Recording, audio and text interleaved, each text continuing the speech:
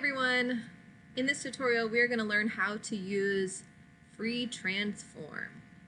Alright, so right now I have open an image that I've already selected and created a layer mask for. So if you notice, I've got a transparent background, which means I have no background. If you need help on using selection tools or adding layer masks, make sure you watch the tutorials for that. This specific video is all about free transform. So free transform can be found in the edit section at the top, and notice that you have a couple options here. You've got free transform. The keyboard shortcut for that is Control T, and you also have the option to just go to transform here and get all the different options of free transform. I specifically like to use the keyboard shortcut for Control T, which is what you'll see me do here, but it can always be accessed in the edit column.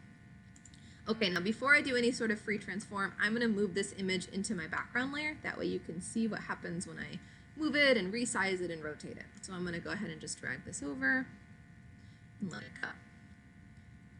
All right, so there's my scissors. Now, right now, it looks fine. But let's say I wanted to maybe resize it and rotate it or flip it. I've got many options. Now, I want to make sure that first I've got the right layer selected before I get into free transform. And a lot of times, to make sure that I've got the right layer selected, I use this little eyeball. So notice that all layers have a little eyeball at the beginning. And that just means that when the eyeball's on, that layer is visible. When it's not on, it's invisible. It's still there, but it's just not visible to the eye. So I've got the right layer selected because it disappeared when I clicked it. And I'm going to go ahead and do free transform. Again, you can go to edit, but I'm going to go to Control T to get there a little bit quicker. Now, anytime you're in free transform, a box will be created around your image. Sometimes the box will be really big and you can zoom out using Control- or Control+ to zoom back in. And that way you can really see the whole box and be able to do all the aspects of free transform. So what does free transform do? It allows you to do quite a few different things, but really it's all about transforming your objects or transforming a layer. So I can actually click anywhere in the box, click and hold and move my object around.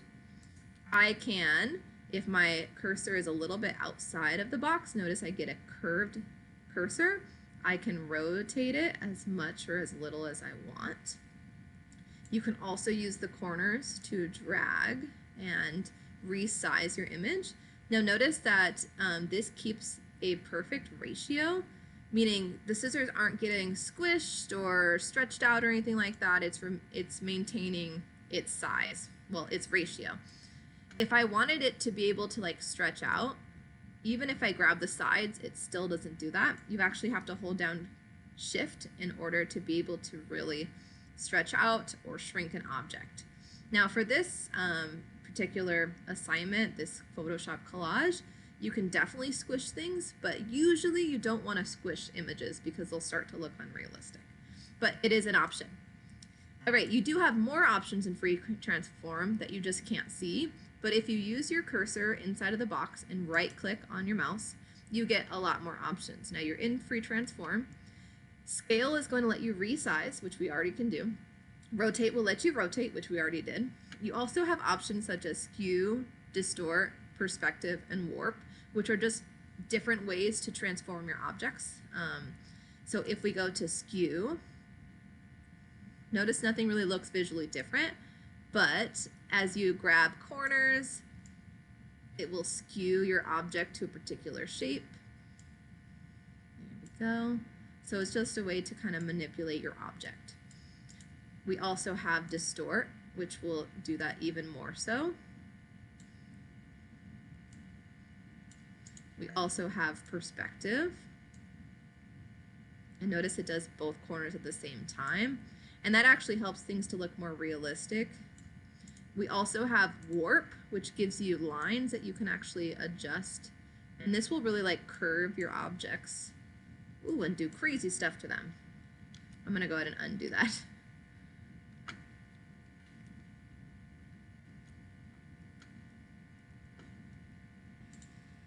Okay, I reset it. But yeah, it lets you grab any of these lines or intersecting points or the dots on the edges to adjust it. Photoshop for me is having a... There we go. It's getting a little slow. All right, you can also right click on it. You can do things like flip them vertically or horizontally. So flip horizontally will face in the opposite direction. Flip vertically will flip it upside down. And you can also do other things. You could rotate it in a particular way.